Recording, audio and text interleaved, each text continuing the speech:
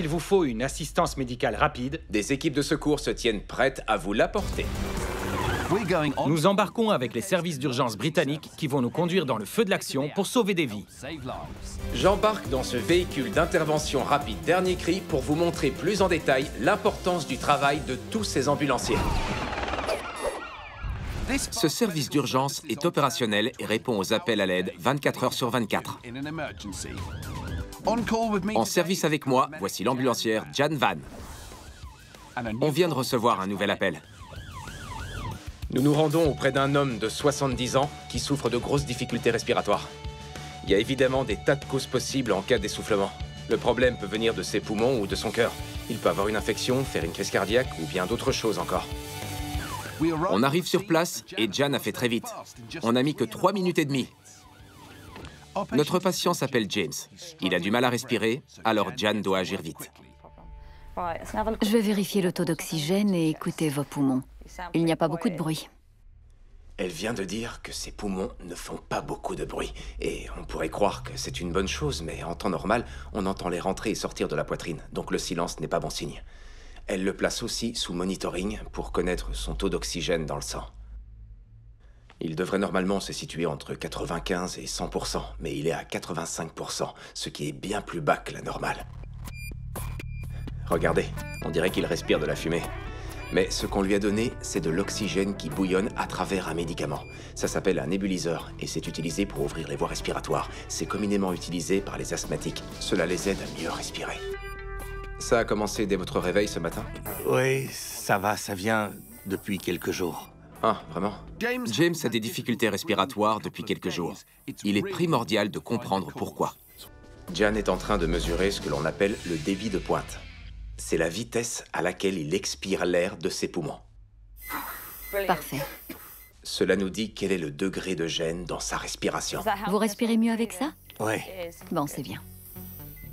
Même si le nébuliseur aide James à respirer, il devra subir des examens complémentaires pour comprendre pourquoi c'est récurrent. Une ambulance vient le conduire à l'hôpital. Le nébuliseur a été effacé tout de suite. On voit une nette amélioration avec le nébuliseur. Oui.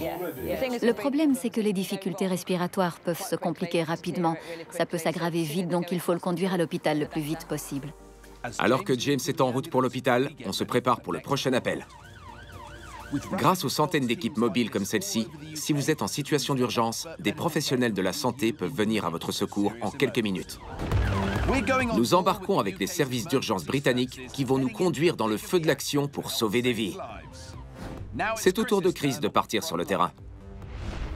Ce véhicule rapide d'intervention permet d'emmener un ambulancier sur les lieux d'une urgence en quelques minutes.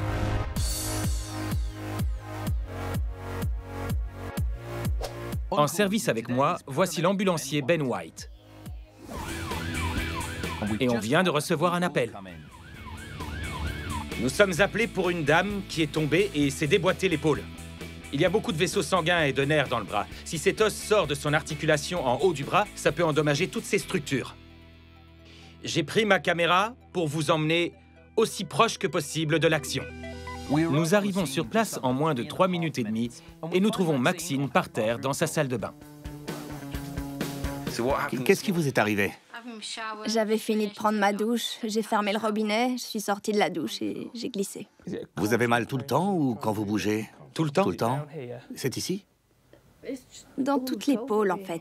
Dans toute l'épaule. Ben est en train de l'ausculter pour savoir si c'est un bleu ou une fracture, ou bien si elle s'est déboîtée l'épaule, si l'os qui est en haut du bras est en fait sorti de l'articulation au bout de l'os de l'épaule et dans une mauvaise position. Si c'est le cas, elle devra aller à l'hôpital pour qu'on lui remette en place et qu'on lui donne des antalgiques. On va essayer de vous soulager. On va voir ce que ça donne avec du gaz et de l'air. Sinon, on vous donnera quelque chose de plus fort. Tenez ça et inspirez bien fort. Prenez de grandes bouffées. Le gaz et l'air servent d'anesthésiant pour soulager Maxine pendant que Ben surveille sa tension artérielle. Mais comme la douleur reste vive, Ben décide d'emmener Maxine à l'hôpital pour des examens approfondis. Dans le même temps, il lui administre un antalgique plus fort en injection.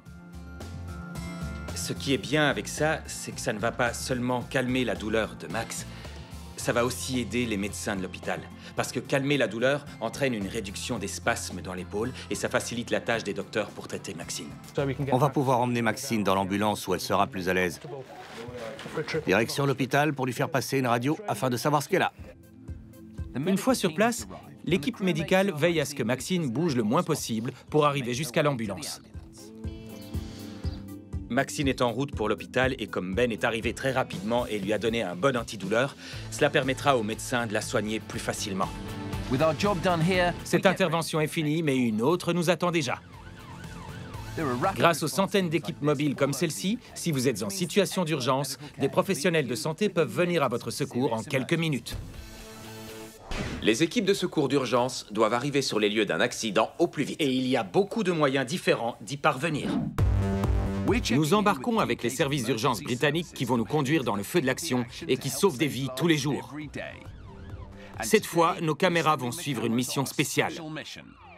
Je suis admiratif d'un groupe très spécial de personnes et je veux que vous voyiez exactement ce qu'ils font. Alors je vous présente l'équipe qui vole au mépris du danger dans un super hélicoptère. Voici les ambulances aériennes des Midlands. Ces services sanitaires aéroportés disposent de 3 hélicoptères, toujours prêts à partir en mission d'urgence. Grâce à une équipe spécialisée composée d'ambulanciers, de médecins et de pilotes, bien sûr, ils couvrent 6 comtés, ce qui représente une population de 5,5 millions de personnes et peuvent transporter un patient à l'hôpital en seulement 15 minutes. Prêts à réagir à chaque instant, ils décollent au moindre appel. Au cœur de ce dispositif aujourd'hui, le docteur John Bingham et l'ambulancière Steph Cormack. Quand le téléphone sonne, ils doivent être prêts en quelques secondes. Il est 5 heures et la sonnerie vient de retentir. L'équipe note les renseignements sur un papier spécial fiché sur leurs pantalons pour gagner du temps et garder les mains libres. L'hélicoptère a du kérosène et est prêt à décoller en très peu de temps. Les hélicoptères ont une place réduite à bord. Je reste à la base alors que l'équipe se rend sur les lieux d'une voiture en feu. D'après ce qu'on sait, un adulte est touché par un feu de voiture. On peut voir le feu juste là. C'était un très grand feu qui dégageait beaucoup de fumée. Quand vous atterrissez et que vous voyez une voiture en feu, à quoi vous pensez? On pense avant tout à la sécurité. Où peut-on atterrir? Comment atteindre le patient au plus vite? On doit se poser loin de la fumée et loin du feu pour ne pas être touché et ne pas déranger les pompiers. Le feu n'est pas sous contrôle. On va rester à l'arrière par sécurité.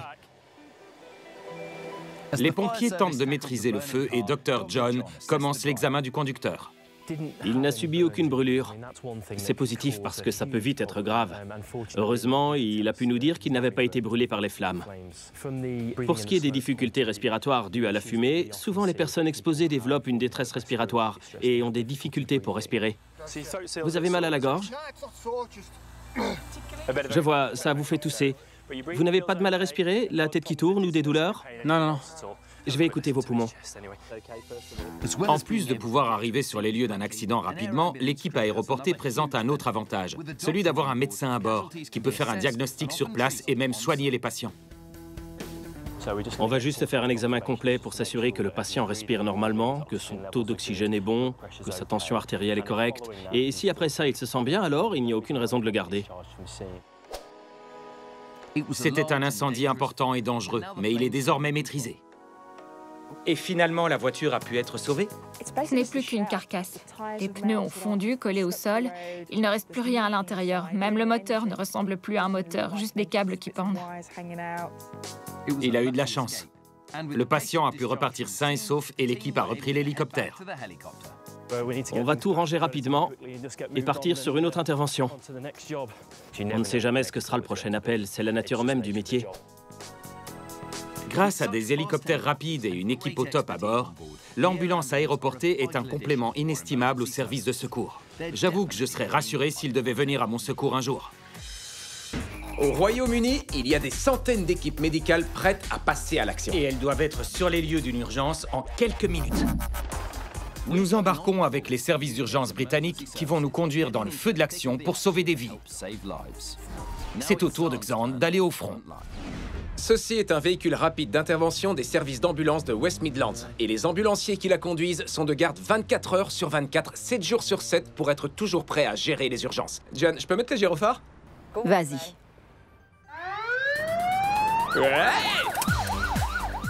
Ce service d'urgence répond à des milliers d'appels à l'aide par jour. Si vous avez un accident, ce sont eux qui viennent à votre secours. En service avec moi, voici l'ambulancière Jan Van. Nous répondons à un appel d'urgence pour une jeune fille de 18 ans qui est tombée et s'est blessée à l'épaule. Nous n'en savons pas plus pour l'instant. Au centre d'appel, ils notent les informations dans l'ordinateur et elles apparaissent sur notre écran. Je peux lire qu'elle est blessée à l'épaule, qu'elle respire et qu'elle est consciente. Donc, quand vous appelez les secours, ils peuvent déjà être en route vers vous alors que vous donnez davantage d'informations. L'appel remonte seulement à 5 minutes. On est presque arrivé et ma caméra est prête à tourner, alors vous pourrez voir exactement ce qui se passe. Bonjour. La patiente s'appelle Saffron et son épaule la fait beaucoup souffrir. Je vais t'administrer du gaz et de l'oxygène. Mets ça dans ta bouche et inspire profondément. Après quelques bouffées de ce gaz, Jan parvient à examiner Saffron. Tu n'as pas perdu connaissance, si? Non. Jan est en train de lui faire respirer un mélange à l'oxygène, ce qui devrait rendre la situation plus confortable le temps d'examiner son épaule. Ça va aller. Je crois qu'elle s'est cassée la clavicule. J'ai voulu toucher l'os juste ici, il y a un creux là et je ne le sens plus. Et elle a très mal.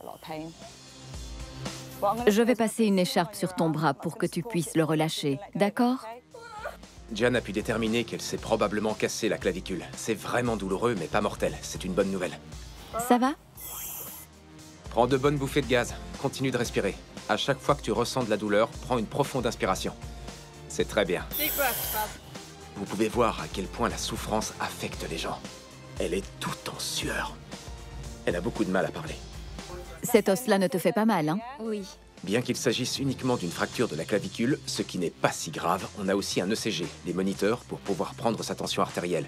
On surveille son cœur, ses poumons, tout ceci pour nous assurer qu'elle n'a pas d'autres blessures ou de problèmes sous-jacents. Le gaz t'aide? Oui. Ouais, Continue de bien inhaler. D'accord? Tu t'en sors très bien.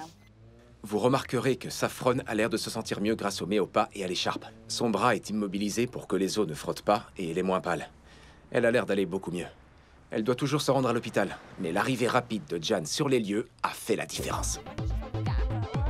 Une ambulance arrive pour conduire Saffron à l'hôpital pour un traitement plus poussé. Notre mission se termine. Nous retournons à la voiture nous préparer pour la prochaine intervention. Grâce aux ambulanciers comme Jan qui arrivent rapidement sur les lieux d'un accident, si vous êtes en situation d'urgence, des professionnels de santé peuvent venir à votre secours en quelques minutes.